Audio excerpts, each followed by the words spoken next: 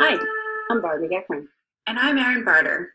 We're from EduTurk, and our team is researching how game-based learning could transform education.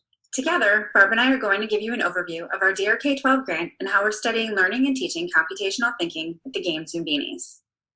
Working with Ryan Baker and his team at UPenn, we're building educational data mining detectors of implicit learning in Zoombinis gameplay, learning that we can see through moves players make in the game, but that they can't yet express verbally or on a test. The data logs that are generated naturally through gameplay allow us to watch how students are learning computational thinking implicitly. And that's really cool, but you might be thinking, so what if a student is a great Zoombinis player? What does that mean about their skills outside of the game? Exactly. Game-based learning alone isn't enough. Implicit knowledge built through gameplay needs to be connected to classroom learning, and that's where the teacher comes in. We've developed a bunch of what we call bridge activities to help teachers make those connections. Here's what it looks like with Zoombinis. Teachers can use video clips with game examples to guide class discussion about computational thinking, have kids physically reenact Zoombinis puzzles, or play board games like Mastermind. We also provide visual materials that teachers can hang on the wall in their classrooms to reinforce key concepts and vocabulary, graphical organizers like data tables, and activities that use the programming language Scratch to make stronger links to coding. And we tie all of these activities to standards from Common Core and NGSS. We're currently working with 40 third through 8th grade teachers as they use Zoombinis, bridge gameplay, and log about their experiences.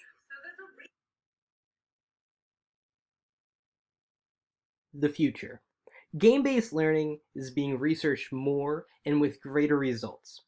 With technology advancing so rapidly and more understanding of how and why students learn, game-based learning is predicted to become more prevalent in schools. Already, many classrooms have turned to simulation and game-based learning due to cost constraints and time. More and more companies are diving into the game-based learning research field, and many new games are being created to be aligned with state and national standards. With companies like Legends of Learning, a company which helps teachers make classrooms fun and productive learning environments through research-driven, curriculum-based games, announced that its games met science standards for Texas and Georgia middle school students, bringing the total number of states where the games comply with standards to 21 states. The educational system has always been slow to change. On one hand, the fact that change is slow is a good thing, since it helps avoid the pitfalls of adopting education fads before they're fully tested.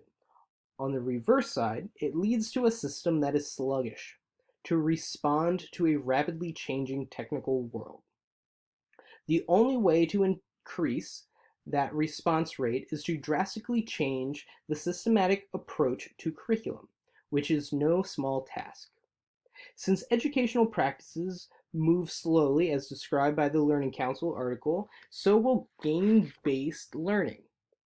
Schools are constantly changing from a textbook-centered to a more web-based curriculum, which has met some opposition, and so will game-based learning as a tool to enhance the learning of students. I chose this research to review because I believe that games should be utilized more in a school setting. Through games, learning can be very entertaining and informative. I played Zoombinis when I was in elementary school, and I still remember playing it. I know now the benefits from the game that at the time I was unaware of. If the connections between the game and the concepts were a little more obvious to me when I was playing the game, I think I could have gotten even more out of it. I think back to when I played a game called Age of Empires on the computer when I was 12. It was engaging, fun, and exciting. I remember the campaigns and scenarios, but I didn't know how much history I was learning at the time. I secretly was learning a lot about European history while playing, that I am still able to remember this day. Because of the things I learned through the game, I am now able to help high school students in their social studies classes. This fascination between games and learning has led me to look up a number of articles and research to support educational games in school. There are also other examples of how video games are being utilized in learning. For example, video games are being introduced to emergency room doctors to practice hands-on procedures. As explained in the article, video games are more than just forms of entertainment these days. It's been suggested that games could be used by astronauts to combat isolation, and they're now used for teaching purposes as well. Take Night Shift, a medical video game for iOS. Made to improve physicians' ability to accurately recognize trauma in patients, in order to provide them with the necessary level of treatment.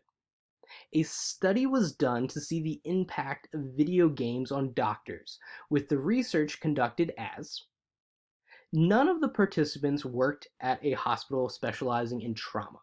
Half were given the game to play, while the other half had to spend at least 1 hour reading educational material.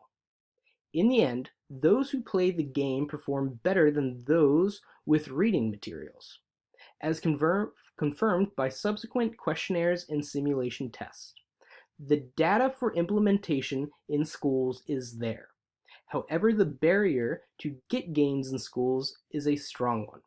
With more research, like the one that the EDGE group are doing, I can see the near future more educational games like Zoombinis in our school system. I predict in the next 25 years, game-based learning will be a mainstream learning technique done in most classrooms. As technology advances and companies align national and state standards to games that are educational and entertaining, teachers will introduce more game-based learning into their classrooms, with games like Zoombinis and Kahoot being in the forefront of this technology and game-based learning wave, becoming more and more widely accepted. Game-based learning has a bright future.